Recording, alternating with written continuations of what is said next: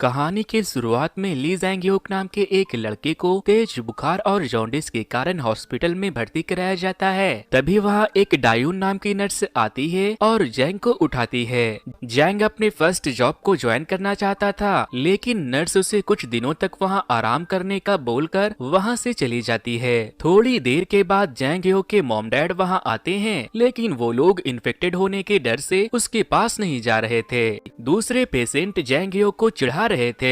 उनमें से एक अपने दोस्तों से कहता है, क्या तुम्हें नहीं लग रहा कि मेरा हाथ भी पीला हो रहा है? उसकी बातों को सुनने के बाद जैंगयोक के मॉम डैड उसे लव यू बोलकर वहाँ से भाग जाते हैं। अगली सुबह जब डायून जैंग के स्ट्रेचर के पास के पर्दे को हटाती है, तो बाकी के पेशेंट उसे पर्दे को वापस लगाने को कहते हैं। वो उससे कहते हैं, मोटे खरगोश को हेपेटिस्ट है, ये खतरनाक है, ये हमें भी इन्फेक्टेड कर देगा। जिस पर डायून कहती है कि हेपेटिस्ट कॉन्टेजियस नहीं होता, तुम गधों को इससे कोई भी खतरा नहीं है। इसके बाद डायून जैंगयोक का फीवर चेक करती है और उसके सलाइन को किस करके वहाँ से चली जाती है। रात को जैंग थोड़ा अच्छा फील करता है, तो वो अपने सलाइन के साथ हॉस्पिटल में टहलने निकल जाता है, जहाँ वो डायून को सिगरेट पीते हुए देख लेता है। वहाँ उसकी नजर डायून के फिंगर रिंग पर पड़ती है, तो वो थोड़ा सा सैड हो जाता है। जिस पर डायून उससे कहती है, ये मेरी ग्रेजुएशन रिंग है। जिसके बाद जैंग थोड़ा अच्छा फील करता है। तभी वहाँ एक दूसरी नर्स आती है, तो डायून सिगरेट को उल्टा करके जैंग को डांटने लगती है और कहती है, तुम यहाँ सिगरेट नहीं पी सकते। जिसके बाद वो उससे माफी मांगकर वहाँ से चला जाता है। अगले दिन डायून जब जैंग के पास आती है, तो वो उससे पिछले रात अपने इल्जाम को उस पर डालने के लिए उससे माफी मांगती है, लेकिन जैंग को उसके हरकतों पर बुरा नहीं लगा था। इसके बाद डायून जैंग के ब्रेकफास्ट बिना उससे पूछे खाने लगती है। वो जैंग से कहती है, माफ करना, मुझे भूख लगी थी। जैंग कहता है, ठीक है, कोई बात नहीं, तुम खा सकती हो, लेकिन वो वहाँ से चली जाती है। फिर रात को जब जैंग की नींद खुलती है, तो वो देखता है कि डायून उसके बेड पर सर रखकर सो गई है। तभी अचानक से उसकी नींद खुलती है, तो वो घबरा कर वहाँ से भाग जाती है, क्योंकि उसे लगता है कि शायद वो बहुत देर से वहाँ सो रही थी। थोड़ी देर के बाद जब वो अपने स्पॉट पर सिगरेट पीने जाती है, तो वो देखती है कि जैंग वहाँ सिगरेट पी रहा है। वो उसके ऊपर गुस्सा करने लगती है और उसे वहाँ सिगरेट पीने से मना करती है। फिर जब वो उसे सलाइन लगाने जाती है, तो जैंग उससे कहता है कि मुझे माफ कर दो, मैं दोबारा कभी भी सिगरेट नहीं पीऊंगा। अगले दिन जब डायून हॉस्पिटल आती है, तो वो उसे बहुत सारा टेस्टी खाना खिलाता है, जो उसने दूसरे पेशेंट के पास से चुराया था। डायून को खाना बहुत पसंद आता है। 2-3 दिनों में ही वो दोनों एक दूसरे की बहुत करीब आ गए थे।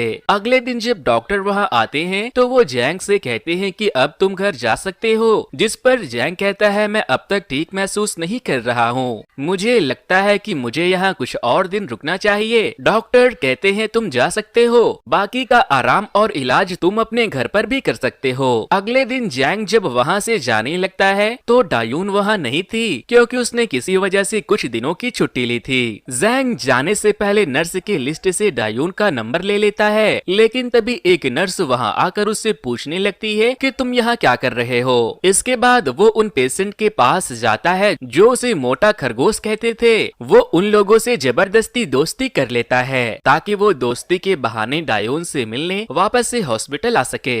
जैंग ने डायून के 7 नंबर ही नोट किए थे, इसीलिए वो उसके आगे में लगने वाले सारे नंबर की एक लिस्ट बनाता है और एक एक करके सबको कॉल करता है। काफी कोशिश करने के बाद फाइनली उसे डायून का नंबर मिल जाता है। डायून उससे पूछती है, तुम्हें मेरा नंबर कहाँ से मिला और तुमने मुझे फोन क्यों किया? जिस पर वो कहता है, मैं तुम्हें पसंद करता हूँ। उसके बातों को सुनने के बाद डायून उससे कहती है कि मैं अपने घर में अकेली हूँ, क्या तुम यहाँ आना चाहोगे? जैंग तुरंत भागते हुए अपने डैड के कमरे में जाता है और उनकी कार की चाबी लेकर कार के साथ बिजली की तेजी से डायून के घर पहुँच जाता है। वो उसे अपने पास बैठाती है, लेकिन जैंग नोटिस करता है कि डायून का मूड कुछ ठीक नहीं है, वो बहुत परेशान है, इसीलिए वो वहाँ से जाने लगता है। तो डायून उससे कहती है, क्या मैं तुम्हें गले लगाकर सो सकती हूँ? जिसके बाद वो उसके साथ सो जाता है और जब वो कुछ गलत हरकत करने की कोशिश करता है, तो डायून उससे कहती है, दोबारा ऐसी गलती मत कर देना।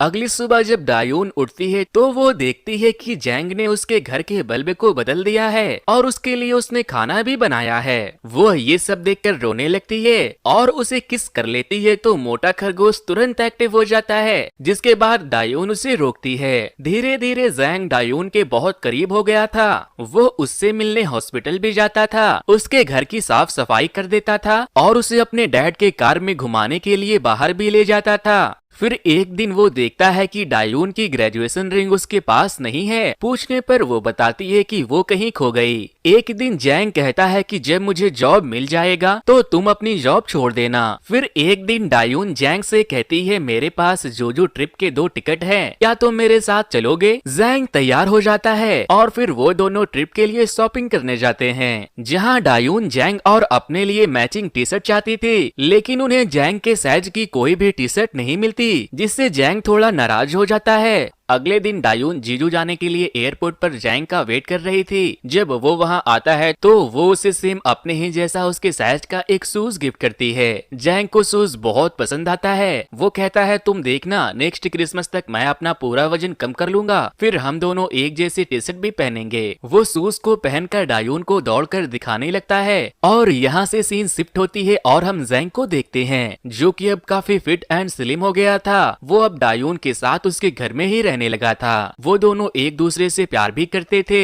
हर रोज जैंग ऑफिस जाने से पहले डायून के लिए ब्रेकफास्ट बनाता था और कचरे को बाहर फेंकता था। लेकिन आज जब जैंग अपने ऑफिस जाता है तो उसके डैड उसे बताते हैं कि मैंने तुम्हारा ट्रांसफर एक बहुत बड़े मल्टीनेशनल कंपनी में कर दिया है। शाम को जब डायून की शिफ्ट खत्म होती है तो वो देखती है कि जैंग एक नई कार के साथ उसका वेट कर रहा है। वो उसके पास जाती है तो वो बताता है कि ये मेरी नई कार है। वो उसे एक रिंग भी गिफ्ट करता है और उसे बताता है कि मेरा ट्रांसफर एक मल्टीनेशनल कंपनी में हो गया है, लेकिन तुम चिंता मत करो, मैं हर 2-3 दिन पर तुमसे मिलने आता रहूंगा। अगले दिन जैंग जब अपने ऑफिस के लिए निकलता है तो वो लोगों को अपने कार में तैयार होते हुए देखता है और कहता है ये लोग जल्दी उठकर तैयार क्यों नहीं हो सकते।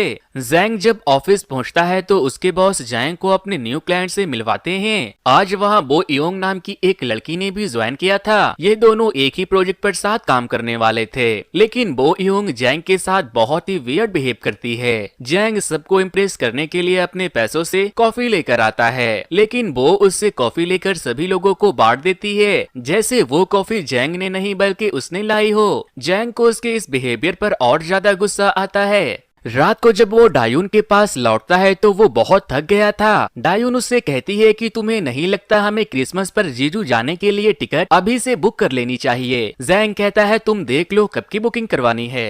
अगले दिन सारे एम्प्लॉयज अपने अपने डिजाइन को क्लाइंट के सामने पेश करते हैं। क्लाइंट को बो योंग का डिजाइन बहुत पसंद आता है, लेकिन जैंग उनसे कहता है प्रोजेक्ट का जो ब्रिज है उसका डिजाइन बाढ़ को नहीं झेल पाएगा। जिसके बाद क्लाइंट उन लोगों को ब्रिज रीडिजाइन करने को कहती है और वो जैंग से डिजाइन को पर्सनली चेक करने को भी कहती है। अब जैंग बो को ठीक वैसे ही इरिटेट करने लगता है जैसा वो उसे कर रही थी। वो उसके सारे डिजाइन में खामियां निकालने लगता है। उसे डेडलाइन से पहले काम खत्म करना था, इसीलिए वो रात भर वहाँ रुककर काम करने का डिसाइड करती है।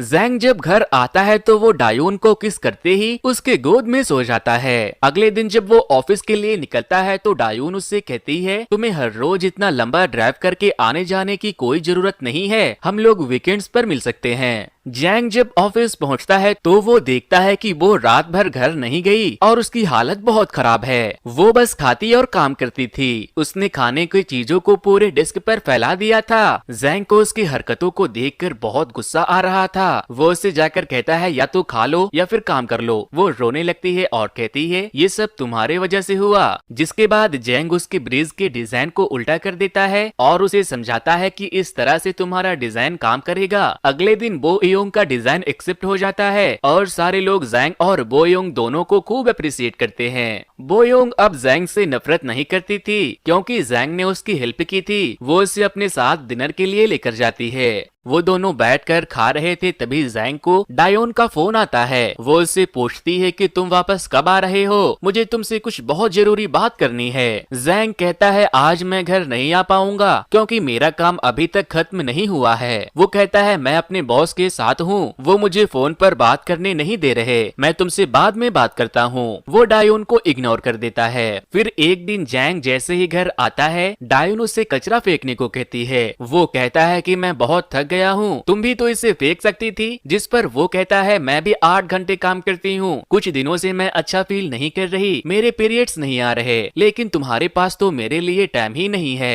जैंग उससे पूछता है क्या तुमने डॉक्टर को दिखाया, जिस पर वो कहती है मुझे टाइम ही नहीं मिला। जिसके बाद जैंग कचरे को बाहर फेंकने चला जाता है। अगले दिन जब जैंग काम कर रहा था तो डायून उसे फोन करके बताती है मैं डॉक्टर के पास गई थी, मैं 1 महीने से प्रेग्नेंट हूँ। इसीलिए अगले दिन जैंग छुट्टी लेकर डायून का अबॉर्शन करवाने के लिए उसके साथ हॉस्पिटल चला जाता है, जहाँ डायून देखती है कि जैंग अच्छा फील नहीं कर रहा, इसीलिए वो उसे बाहर जाकर बैठने को कहती है और वो वहाँ से चला भी जाता है। वो अबॉर्शन करवा कर वापस आती है तो जैंग उसे गले से लगा लेता है और उसे लेकर घर आता है। वो अच्छा फील नहीं कर रही थी तो जैंग उसके साथ रहने का सोचता है। तभी उसके कंपनी से कॉल आता है तो वो कहता है आज मैं नहीं आ पाऊंगा, लेकिन जब डायून उसे कहती है कि मैं ठीक हूँ, अगर तुम जाना चाहते हो तो जा सकते हो। पहले तो जैंग नखरे करता है लेकिन फिर वो ऑफिस चला जाता है। उसके बर्ताव से डायून समझ गई थी कि वो अब बस उससे दिखाने के लिए प्यार करता है, लेकिन जैंग अब हर रोज डायून से मिलने उसके घर आने लगा था।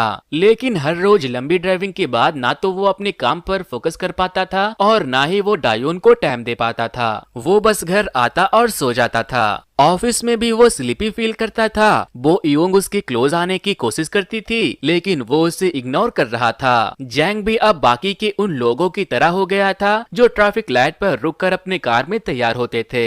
एक दिन जब जैंग ऑफिस से निकलने लगता है तो बो आकर उसके गोद में बैठ जाती है और उससे कहती है आज तुम घर मत जाओ, तुम मेरे साथ बाहर चलो। इसीलिए वो उसके साथ बाहर घूमने चला जाता है। धीरे धीरे वो बोयोंग के साथ काफी टाइम बिताने लगा था। फिर एक दिन जैंग डायून के साथ शॉपिंग करने जाता है, जहाँ वो बातों बातों में उसे बोयोंग कह देता है। जिसके बाद डायून उससे पूछती है कि ये बोयोंग कौन है, जिस पर वो कहता है तुम्हें क्या लगता है कि मैं तुम्हें चीट कर रहा हूँ, मैं क्या उसके साथ सोता हूँ, वो बस मेरे साथ काम करती है। डायून कहती है क्या मैं तुम्हें बेवकूफ लगती हूँ, मुझे क्या समझ में नहीं आता। जैंग कहता है अगर ऐसा रहता तो मैं उतनी दूर से तुमसे मिलने यहाँ नहीं आता। डायून कहती है मैं तुम्हारे साथ जबरदस्ती करती हूँ तब तुम यहाँ आते हो, और आकर करते ही क्या हो, बस आते हो, खाते हो और सो जाते हो। मुझे अपने बच्चे के लिए बहुत बुरा लगता है, मैंने तुम्हारी वजह से उसे खो दिया। जिसके बाद जैंग बहुत गुस्सा हो जाता है और कहता है कि क्या वो मेरे अकेले की गलती थी। वो डायून को उसके घर पर ड्रॉप करता है और अपने कार को लेकर वहाँ से गुस्से में चला जाता है। अगले दिन जैंग जब ऑफिस में काम कर रहा था तो बोयोंग उसे सैड देखती है तो उससे पूछती है कि क्या हुआ, तो वो उसे किस करने लगता है। अब वो दोनों एक दूसरे के साथ काफी टाइम बिताने लगे थे।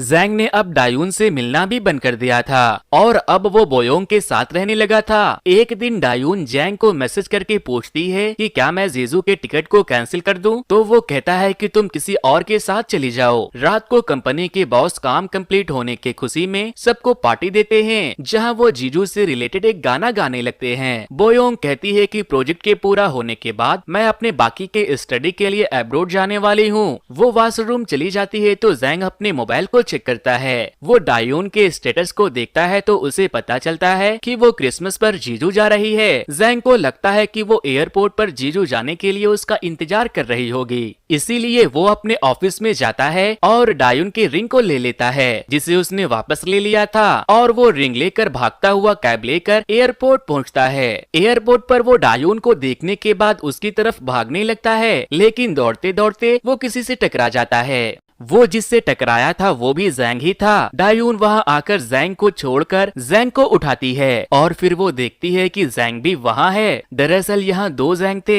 मोटे वाले जैंग से डायून 3 महीने पहले मिली थी, जबकि पतले वाले जैंग से वो 1 साल 7 महीने पहले हॉस्पिटल में ही मिली थी जब उसका पैर टूट गया था। पतले जैंग और डायून ने जीजू जाने का प्लान किया था, लेकिन नई कंपनी में जाने के बाद जब जैंग बोयोंग के करीब हो गया और वो डायून को इग्नोर करने लगा तो उस वक्त डायून को उसकी सबसे ज्यादा जरूरत थी। इसी बीच डायून के लेफ्ट में मोटा जैंग आया और वो दोनों एक दूसरे के करीब हो गए। इसीलिए मोटा जैंग पहले तो डायून के पास उसके रिंग को देखता है, लेकिन बाद में उसके पास वो रिंग नहीं थी। मोटे जैंग और स्लिम जैंग दोनों का नाम जैंग ह्यूग था, इसीलिए डायून वो मोटे जैंग के साथ जीजू जाने का डिसाइड करती है, क्योंकि फिट जैंग ने उसे कम्प्लीटली इग्नोर कर दिया था। यहाँ पर डायून फिट जैंग को पूरी तरह से इग्नोर कर देती है और उसे बिना कुछ कहे मोटे जैंग के साथ जीजू चली जाती है। जैंग वापस से भागते हुए बोयोंग के पास जाता है और कहता है कि तुम मुझे छोड़कर मत जाओ। वो डायून के रिंग को उसे पहनाने लगता है और उसे प्रपोज कर देता है, लेकिन वो उसे मना कर देती है।